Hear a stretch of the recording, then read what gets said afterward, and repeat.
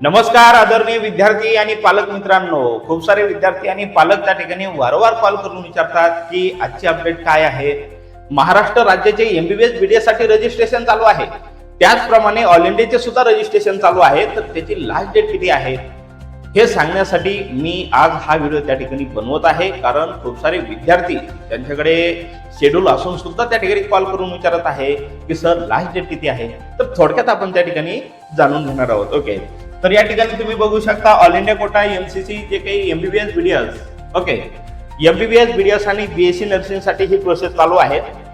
त्याचप्रमाणे एमसीसी वर कोणते कॉलेज भाग घेतात तुम्हाला माहितच आहे. भारत देशातील संपूर्ण गव्हर्नमेंट एडेड कॉलेज, संपूर्ण सेंट्रल युनिव्हर्सिटी असेल, डीम युनिव्हर्सिटी असेल, एसआयसी कोट्याचे जे काही कॉलेज असेल, हे कॉलेज त्या ठिकाणी भाग घेत असतात. त्याचे रजिस्ट्रेशनची शेवटची तारीख ही 12 ऑगस्ट आहे. ओके, 12 ऑगस्ट पर्यंत त्या ठिकाणी रजिस्ट्रेशन चालणार आहे. त्यामुळे विद्यार्थ्यांनी आपले रजिस्ट्रेशन 12 ऑगस्टच्या अगोदर त्या ठिकाणी कंप्लीट करायचे आहे.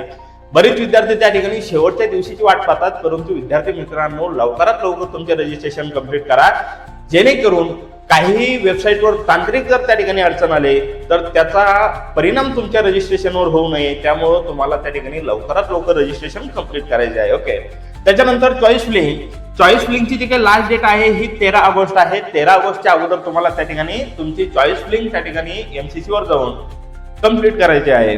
त्याच्यानंतर स्टेट कोटाची रजिस्ट्रेशनची शेवटची जी काही डेट आहे ही 12 ऑगस्ट आहे आणि आपली जी काही चॉईस फिलिंग असणार आहे ही 19 ते 22 ऑगस्ट या डेटच्या दरम्यान त्या ठिकाणी असणार आहे.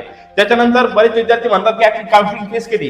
ओके, आता होतं काय की बरेच विद्यार्थी त्या ठिकाणी ज्यावेळेस ऑफलाईन असेल किंवा ऑनलाईन असेल आमच्याशी संपर्क साधतात आणि त्यावेळेस म्हणतात सर काउन्सिलिंग फीस किती. आता आपण 7,000 सांगली तर म्हणतात सर 1,000 कमी करा, 2,000 कमी करा.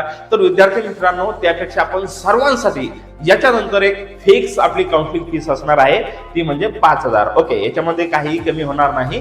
7,000 ची फीस आपण त्या ठिकाणी 5,000 करत आहोत. या काउन्सिलिंग फीस मध्ये तुम्हाला काय भेटेल तर संपूर्ण मार्गदर्शन आणि संपूर्ण फॉर्म त्या ठिकाणी तुमचे भरले जाईल. ऍडमिशनच्या शेवटच्या तारखेपर्यंत तुम्हाला मार्गदर्शन त्या ठिकाणी भेटणार आहे. जेही विद्यार्थी इच्छुक असेल अशा विद्यार्थ्यांनी आमच्याशी संपर्क साधायचा आहे. त्याच्यानंतर बरेच विद्यार्थी म्हणतात की सर आता मागच्या काही वर्षापासूनचा आमच्याकडे अनुभव आहे.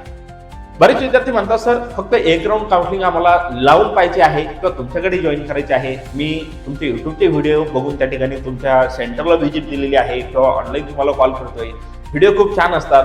तर विद्यार्थी मित्रांनो ज्याही विद्यार्थ्यांना फक्त एका राऊंडची काउन्सिलिंग करायची असेल अशा विद्यार्थ्यांसाठी 1,500 फीस असेल. आता याच्यामध्ये काय भेटेल हे येणाऱ्या आपण नेक्स्ट व्हिडिओमध्ये स्पेशल त्यासाठी एक व्हिडिओ बनवणार आहोत. एका राऊंडच्या काउन्सिलिंग मध्ये काय भेटेल.